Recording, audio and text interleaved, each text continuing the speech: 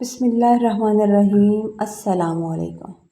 آج یتیم خانے میں ایک عجیب سی چہل پہل تھی، کیونکہ ایک بے اولاد امیر جوڑا وہاں بچوں کو گود لینے کے لیے آیا ہوا تھا، جنہیں دیکھ کر ہی معلوم ہوتا تھا کہ وہ بہت بااثر اور دولت مند لوگ ہیں، کیونکہ یتیم خانے کا عملہ ان کے آگے پیچھے پھر رہا تھا۔ تمام بچوں کو ایک سیدھی لائن میں کھڑا کیا گیا تاکہ وہ اپنی پسند کے بچے کا انتخاب کر سکے، اور میں بھی اس وقت 9 سال کی عمر میں خوف اور امید کے ملے جلے جذبات کے ساتھ اسی لائن میں ایک طرف خاموش کھڑی تھی۔ جیسے ہی اس امیر عورت کی تیز نظریں گھومتی ہوئی مجھ پر آ کر رکیں تو اس کے چہرے کے تاثرات ایک دم سے بدل گئے تھے، اور وہ تیزی سے قدم بڑھانے لگی۔ تیزی سے قدم بڑھاتی سیدھی میری طرف آئی اور کانپتی ہوئی آواز میں کہنے لگی کہ بس یہی بچی چاہیے تھی مجھے۔ جس کے بعد دفتر میں نہ جانے ان کے درمیان کیا قانونی بات چیت ہوئی، اور تمام ضروری کاغذات پر دستخط کرنے کے بعد مجھے بتایا گیا کہ اب یہی لوگ میرے ماں باپ ہیں اور میری ذمہ داری ان کے سپرد ہے۔ جب وہ لوگ مجھے لے کر یتیم خانے سے باہر نکلے تو وہاں 2 بڑی چمکتی ہوئی گاڑیاں کھڑی تھیں، جنہیں دیکھ کر میرا معصوم دل کسی انجانے خوف سے کانپنے لگا تھا۔ اور گاڑی جب ایک بہت ہی بڑے اور عالی شان بنگلے کے سامنے جا کر رکی تو میرے ذہن میں طرح طرح کے وسوسے آنے لگے تھے کہ نہ جانے اب میرے ساتھ یہاں کیا سلوک ہونے والا ہے۔ جیسے ہی میں نے ڈرتے ڈرتے اس پراسرار اور بڑے گھر کی دہلیز پر قدم رکھا تو اندر کا منظر دیکھ کر میری آنکھیں حیرت اور خوف سے پھیل گئیں۔ میرا پورا جسم کانپنے لگا اور میں نے دہشت کے مارے الٹے قدموں پیچھے بھاگنے کی کوشش کی، لیکن اس سے پہلے کہ میں باہر نکل پاتی اس عورت نے آگے بڑھ کر بجلی کی تیزی سے آگے بڑھ کر میرا ہاتھ مضبوطی سے پکڑ لیا اور مجھے گھسیٹتے ہوئے اندر۔ میرا نام فضا تھا اور میری زندگی اس وقت اندھیروں میں ڈوب گئی جب ایک بھیانک حادثے میں میرے سر سے ماں باپ کا سایہ ہمیشہ کے لیے اٹھ گیا تھا۔ اس صدمے سے میں ابھی سنبھل نہیں پائی تھی کہ میرے سنگ دل چھوٹے چچا اور پھوپھا نے مجھے بوجھ سمجھا اور ایک یتیم خانے کے حوالے کر دیا۔ اس وقت میری عمر صرف 8 سال کی تھی۔ میں نے ان کے پیر پکڑے، ان کی بہت منتیں کی، روئی گڑ گڑائی کہ خدا کے لیے مجھے کہیں مت چھوڑ کر آئیں۔ میں آپ لوگوں کے ساتھ رہوں گی، میں جس حال میں آپ رکھیں گے میں رہ لوں گی، اور کبھی کسی چیز کے لیے آپ لوگوں کو تنگ نہیں کروں گی، کبھی کوئی فرمائش نہیں کروں گی۔ میں ایک معصوم بچی تھی جو اپنوں کے رحم و کرم پر تھی۔ لیکن ان کے دل موم نہ ہوئے اور وہ مجھے زبردستی اس یتیم خانے کے سرد اور اندھیرے کمروں میں لاوارث چھوڑ کر چلے گئے۔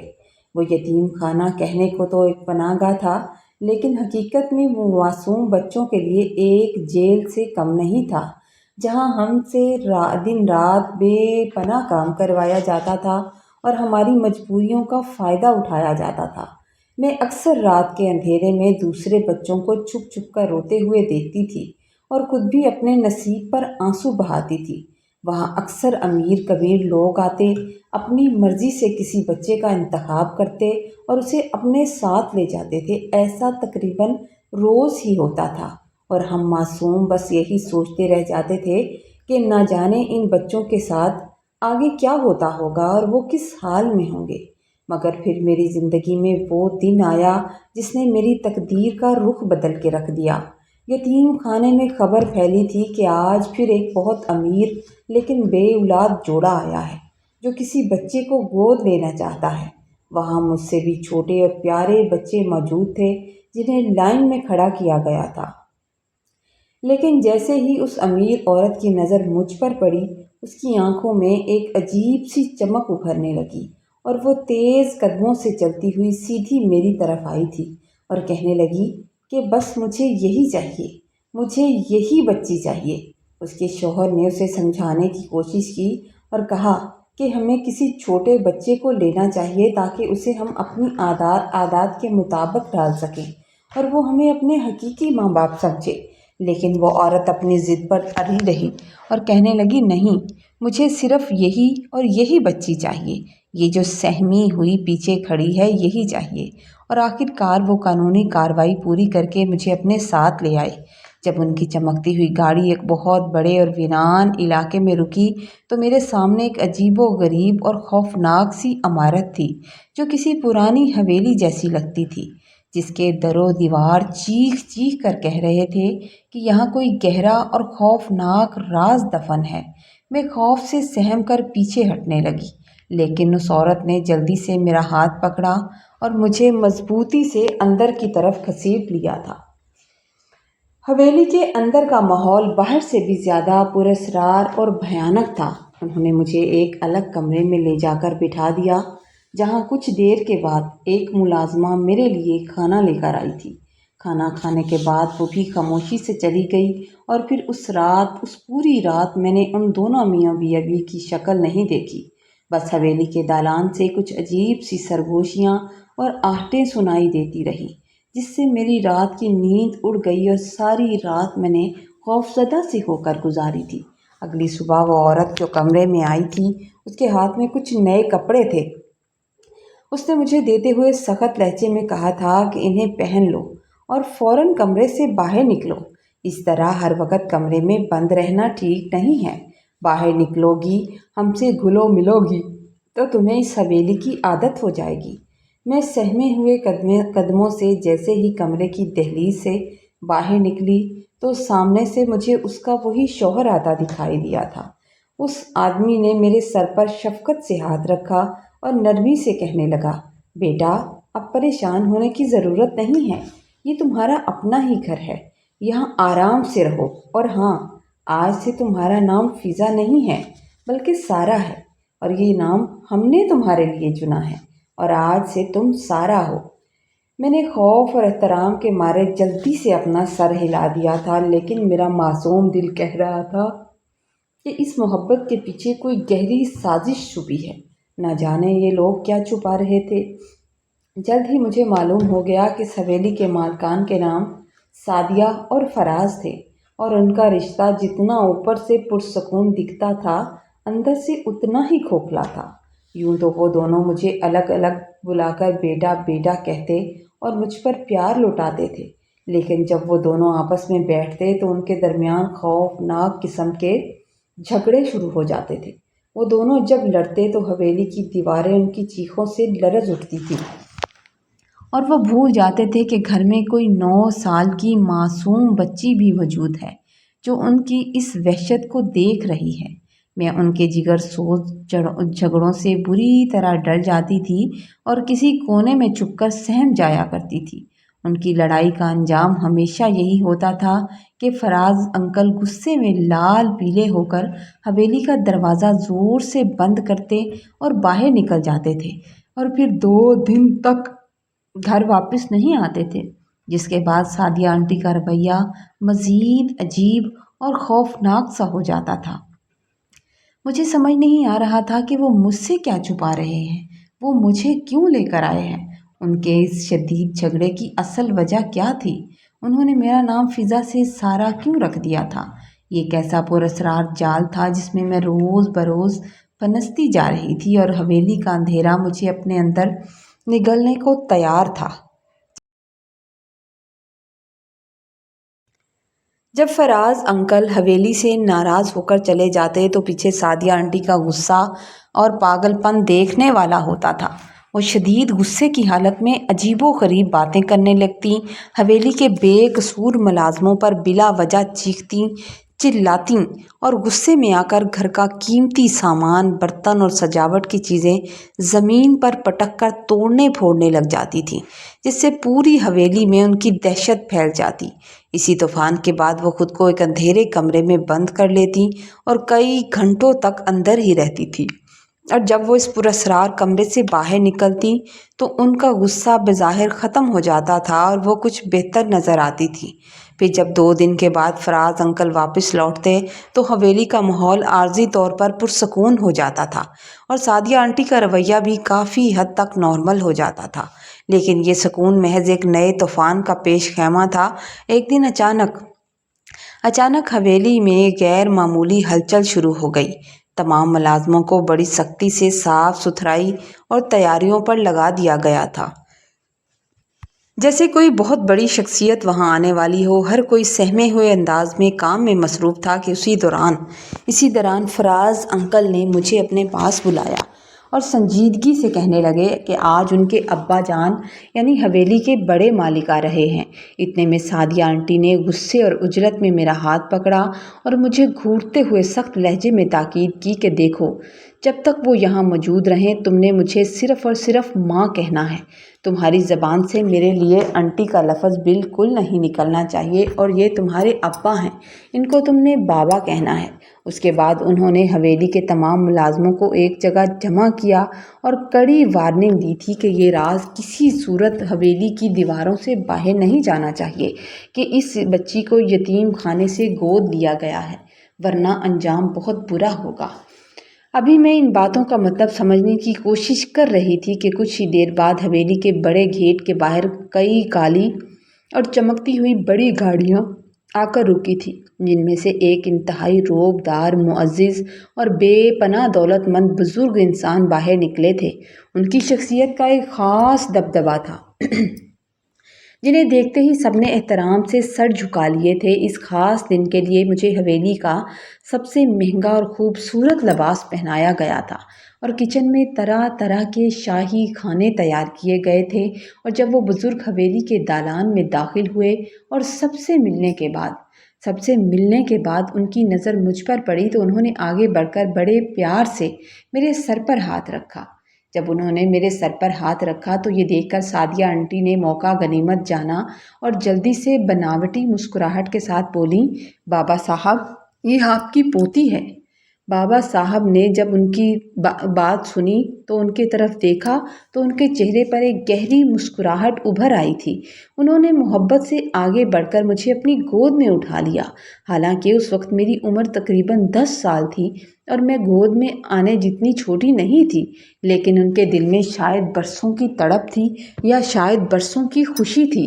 उन्होंने मुझे प्यार किया और फ़ौरन से अपनी जेब से नोटों की एक मोटी सारी गद्दी निकालकर मेरे नन्हे हाथों में थमाते हुए जज्बाती आवाज़ में कहा था, बेटा, ये आपकी मुंह दिखाई है, हमें माफ़ कर देना। हम पूरे 13 साल के तवील अरसे के बाद इस हवेली में वापस आए हैं और अपनी मासूम पोती से मिलने में हमने इतनी देर कर दी। उसके बाद सबने मिलकर खाना खाया और खाना ख़त्म होते ही दोनों मियाँ बीवी ने बाबा साहब के सामने कुछ कानूनी कागजात रखे थे, जिस पर उन्होंने दस्तखत कर दिए और फिर वो बुज़ुर्ग इसी तरह अपनी गाड़ियों के काफ़िले के साथ वापस रवाना हो गए थे। बाबा साहब के जाते ही फराज अंकल और सादिया आंटी की खुशी का कोई ठिकाना नहीं था, जैसे उन्हें कोई बहुत बड़ी दौलत मिल गई हो और उनका बहुत ही कोई काम जो था वो हो गया हो। वो दोनों नोटों की गड्डियाँ और वो कागजात हाथ में लिए अपने कमरे की तरफ बढ़ने लगे। कुछ देर के बाद जब मैं किसी काम से इत्फाकन उनके कमरे के पास से गुजरी तो मैंने अंदर से आने वाली बातों ने मेरे पैरों तले से ज़मीन निकाल दी थी। वो दोनों आपस में बड़ी अयाशी की बातें कर रहे थे और फराज अंकल कह रहे थे कि जिस काम के लिए हम इस यतीम बच्ची को इस हवेली में लाए थे, आखिरकार वो काम आज हो ही गया और बाबा जान ने सब कुछ हमारे नाम कर दिया। बाबा साहब ने गांव की वो करोड़ों की जायदादें और ज़मीनें हमेशा के लिए हमारे नाम कर दी हैं। अब इस लड़की को यहाँ हवेली में बोझ बनाकर रखने की कोई ज़रूरत नहीं है, हम इसे वापस छोड़ाते हैं। ये सुनकर सादिया आंटी की बेरहम और सर्द आवाज़ गूंजने लगी। कहने लगी, तो फिर अब देर कैसी, इसे किसी को बेच दिया जाए, किसी के हवाले कर दो। इस लड़की के बदले हमें अच्छे खासे पैसे मिल जाएंगे जो हमने यतीम खाने में अदा किए हैं, और जान भी छूट जाएगी। जब मैंने उनके मुंह से ये हौलनाक अल्फाज सुने तो मुझ पर सख्ता तारी हो गया कि जाने ये लोग मुझे कहाँ बेचेंगे, और मेरी आंखें की फटी रह गई, क्योंकि अब मुझे हवेली का वो खौफनाक सच समझ आ चुका था जो मुझे किसी मोहब्बत की वजह से नहीं बल्कि महज जायदाद हड़पने के लालच में यतीम खाने से लाए थे। मैं लरजते कदमों से अपने कमरे की तरफ आई थी और बिस्तर पर गिरकर बुरी तरह रोने लगी थी। मेरा दिल शदीद खौफज़दा था कि न जाने ये जालिम लोग अब मुझे किस अंधेरे में बेचने जा रहे हैं या जाने मेरे साथ क्या सलूक करेंगे। میں کافی دیر تک سوچتی رہی۔ خوف کے مارے میری روح کانپ رہی تھی، اس لیے میں نے فیصلہ کیا کہ میں یہاں رہ کر اپنی زندگی برباد نہیں ہونے دوں گی۔ میں نے روتے ہوئے جلدی جلدی اپنے 2-4 پرانے کپڑے ایک شاپنگ بیگ میں ڈالے اور رات کے گھنے اندھیرے کا انتظار کرنے لگی۔ جیسے ہی گھنی رات ہوئی، جیسے ہی حویلی پر رات کا گہرا سناٹا چھایا اور سب لوگ سو گئے، تو میں دبے قدموں اپنے کمرے سے باہر نکلی تھی اور چور نظروں سے دیکھتی ہوئے حویلی کے بڑے لوہے کے گیٹ کی طرف بڑھنے لگی تھی۔ لیکن بدقسمتی سے جیسے ہی میں نے ڈرتے ڈرتے گیٹ سے باہر اپنا پہلا قدم رکھا تھا، تو وہاں تعینات چوکیدار کی تیز نظر مجھ پر پڑ گئی تھی۔ اس نے کڑکتی ہوئی آواز میں مجھے روکا تھا اور بجلی کی تیزی سے آگے بڑھ کر اس نے میرا بازو مضبوطی سے پکڑ لیا۔ میں نے اس کے سامنے ہاتھ جوڑے۔ اس نے سوچا کہ شاید میں یہاں سے چوری کر کے جا رہی ہوں۔ اس نے میری ایک نہ سنی اور اسی وقت فون ملا کر فراز انکل کو نیند سے جگا کر باہر بلا لیا تھا۔ جب فراز انکل غصے میں تلملاتے ہوئے گیٹ پر پہنچے تو میں نے خوف اور بے بسی سے بری طرح میں رو رہی تھی۔ میں نے روتے ہوئے ان کے آگے اپنے دونوں چھوٹے ہاتھ جوڑ دیے اور گڑ گڑا کر کہنے لگی کہ اللہ کے لیے مجھے معاف کر دیں، مجھے معاف کر دیں، میں یہاں نہیں رہنا چاہتی۔ آپ مجھے واپس اسی یتیم خانے میں چھوڑ آئیں جہاں سے آپ مجھے لائے تھے۔ میری یہ حالت دیکھ کر فراز انکل کے چہرے پر ایک عجیب سے تاثرات ابھرے تھے۔ انہوں نے چند لمحے کے لیے مجھے دیکھا، پھر آگے بڑھ کر میرے سر پر ہاتھ رکھا اور بنا کچھ کہے فوراً پورج سے اپنی گاڑی نکالی تاکہ مجھے وہاں سے لے جائیں۔ انہوں نے مجھے اپنے ساتھ لیا۔ فراز انکل مجھے اپنی گاڑی میں بٹھا کر حویلی سے بہت دور شہر کے ایک پسماندہ اور غریب مضافاتی علاقے میں لے آئے تھے۔ وہ شاید مجھے بیچنا یا کسی کے حوالے کرنا نہیں چاہ رہے تھے، اور ایک چھوٹے سے عام سے گھر کے سامنے گاڑی روک دی گئی۔ انہوں نے اندر جا کر ایک عورت سے نہ جانے کیا بات کی اور پھر مجھے اس کے پاس چھوڑ کر خود بغیر کچھ کہے تیزی سے وہاں سے چلے گئے تھے۔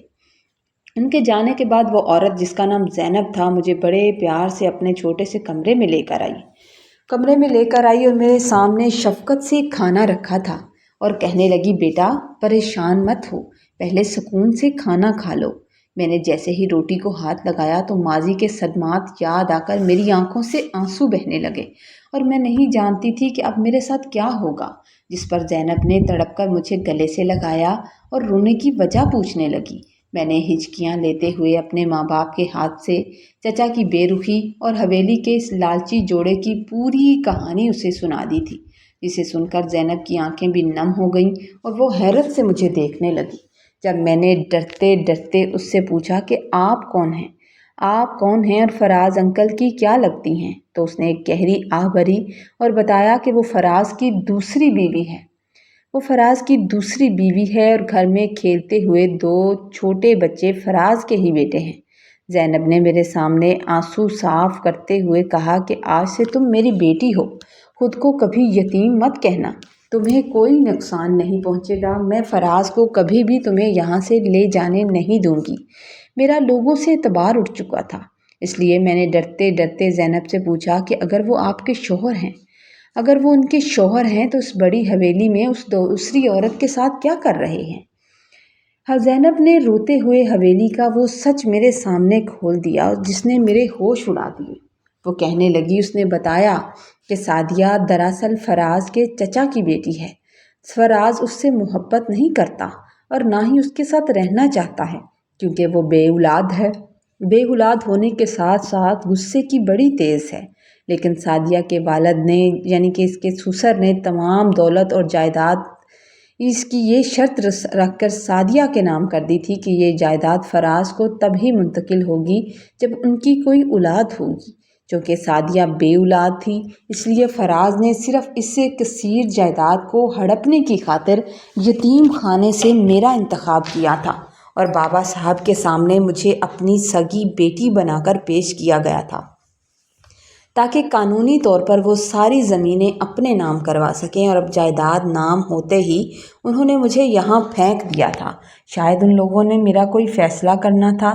زینب نے بتایا کہ فراز نے مجھ سے شہر میں چھپ کر شادی کی تھی کیونکہ وہ صرف دولت کا لالچی انسان تھا۔ اس کا پلان یہ تھا کہ جیسے ہی حویلی کی ساری جائیداد اس کے نام منتقل ہو جائے گی، وہ اس شہری اور ہوشیار عورت یعنی سعدیہ کو ہمیشہ کے لیے چھوڑ کر میرے اور اپنے بیٹوں کے پاس واپس آ جائے گا۔ دن گزرتے گئے اور میں زینب کو اپنی سچی ماں اور اس کے بیٹوں کو اپنا بھائی سمجھ کر اس غریب خانے میں رہنے لگی۔ لیکن کہانی تب ایک ہولناک موڑ لیا جب کئی ہفتے گزر جانے کے بعد بھی فراز کا اس گھر سے کوئی رابطہ نہ ہوا اور نہ ہی اس نے گھر کا خرچ بھیجا تھا۔ گھر میں راشن ختم ہو چکا تھا، ہم فاقوں پر آ گئے تھے۔ ایسے میں زینب نے ہمت نہ ہاری اور میں نے بھی اس کا ساتھ دینے کا فیصلہ کیا۔ ہم نے محلے کے گھروں میں جا کر کام مانگا۔ میں نے پڑوسیوں کے گھروں میں جا کر کہا کہ ہمیں سلائی کڑھائی کا کام دے دیں، جس کے بعد محلے کی عورتیں اور لڑکیاں ہمارے پاس کچھ اپنے کپڑے سلوانے کے لیے آئیں۔ زینب کے ہاتھوں میں بہت مہارت تھی، وہ دن رات کپڑے سیتی اور میں اس کا ہاتھ بٹاتی تھی۔ لوگوں کو اس کے سلے ہوئے کپڑے پسند آئے اور ہماری محنت سے ہمارے گھر کا چولہا جلنے لگا تھا۔ لیکن ہمارے ذہنوں میں ایک ہی سوال تھا کہ آخر فراز کہاں غائب ہے؟ آخر فراز کہاں غائب ہے؟ ایک دن جب زینب فراز کا پتہ کرنے شہر گئی تو وہاں سے جو خبر آئی اس نے ہمارے پیروں تلے سے زمین نکال کر رکھ دی تھی۔ معلوم ہوا کہ فراز اس دنیا میں نہیں رہا، اس کا انتقال ہو چکا ہے، اور حویلی کی اس مکار اور ہوشیار بیوی سعدیہ نے جائیداد کے لالچ میں اسے زہر دے کر مروا دیا ہے تاکہ اب وہ اکیلی ساری دولت کی مالکن بن سکے۔ یہ دردناک خبر سن کر زینب پر جیسے قیامت ٹوٹ پڑی تھی اور وہ زمین پر بیٹھ کر زاروں قطار رونے لگی تھی اور اس کا برا حال ہو گیا تھا۔ اگرچہ فراز ایک لالچی انسان تھا اور اس نے زینب کو ایک غریبانہ زندگی میں چھپا رکھا تھا، لیکن آخرکار وہ اس کا شوہر تھا، اس کے معصوم بچوں کا باپ تھا جو انہیں خرچہ تو دیتا تھا اور اب اس کا سایہ بھی بچوں کے سر سے اٹھ چکا تھا۔ زینب کو اس طرح بے بس اور ٹوٹتا دیکھ کر میرا معصوم لیکن تپ کر کندن بن جانے والا دل تڑپ اٹھا تھا۔ میں دوڑ کر اس کے پاس گئی، اس کے گھٹنوں کو پکڑ کر بیٹھ گئی اور اپنے ننھے ہاتھوں سے اس کے بہتے ہوئے آنسوؤں کو صاف کرنا شروع کر دیا تھا۔ میں نے زینب کی آنکھوں میں آنکھیں ڈال کر انتہائی حوصلے اور محبت سے کہا تھا، اماں آپ مت روئیں، آپ مت روئیں اور دل چھوٹا نہ کریں۔ اگر خدا نے مجھ سے میرے سگے ماں باپ چھینے اور حویلی والوں نے مجھے لوٹا تو مجھے آپ جیسی سچی ماں بھی تو دی ہے۔ میں مانتی ہوں کہ میں ایک لڑکی ہوں، لیکن آج سے میں آپ کی بیٹی بن کر آپ کا اور اپنے دونوں چھوٹے بھائیوں کا سہارا بنوں گی۔ آپ اکیلی نہیں ہیں، میں مرتے دم تک آپ کا ساتھ دوں گی اور ہم محنت کر کے اپنی زندگی خود بدلیں گے، اپنی زندگی خود بنائیں گے۔ میری یہ باتیں سن کر زینب نے مجھے گلے لگا لیا اور اس غریب مگر سچی محبت سے گھر میں نے یتیم کہلانا بند کر دیا تھا۔ لالچ نے ان کی زندگیوں کو برباد تو کیا تھا، لیکن قدرت کا انصاف دیکھنا بھی باقی تھا۔ قدرت کا انصاف باقی تھا کیونکہ جائیداد کا اندھا لالچ انسان سے کیا کچھ نہیں کرواتا۔ انسان عارضی دولت کے لیے اپنوں کا خون تک بہا دیتا ہے، مگر آخرکار لوگ مر جاتے ہیں اور جائیدادیں یہیں کی یہیں رہ جاتی ہیں۔ فراز کے قتل کے جرم میں سعدیہ کا سارا مکروہ چہرہ دنیا کے سامنے آ گیا اور پولیس نے اسے گرفتار بھی کر لیا تھا، جس کے بعد عدالت نے اسے عمر قید کی سزا سنا دی اور اب بھی جیل کی اندھیری کوٹری میں وہ اپنے گناہوں کی سزا بھگت رہی ہے۔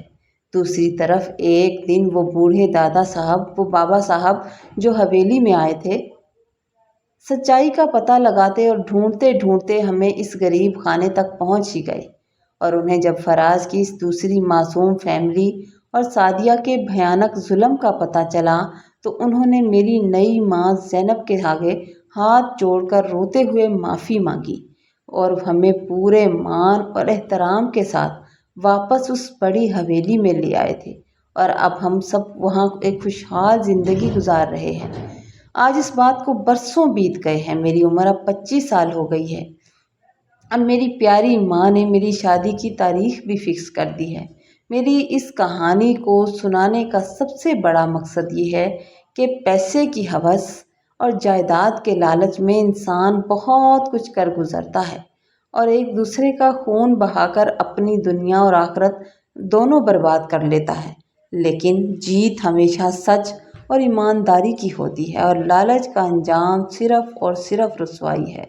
سٹوری اگر آپ کو اچھی لگے تو آپ نے لائک کرنا ہے، کامنٹ میں ضرور بتانا ہے۔ چینل پر رہے ہیں تو چینل کو سبسکرائب کر دیجئے۔ خوش رہیے، آباد رہیے، اللہ تعالیٰ آپ کو سلامت رہے۔ ہمیشہ کی طرح پیاری سی دعا کے ساتھ رخصت ہوتے ہیں، دوسروں کے لیے آسانیاں پیدا کریں تاکہ اللہ تعالیٰ آپ کی مشکلیں آسان کرے۔ اللہ حافظ۔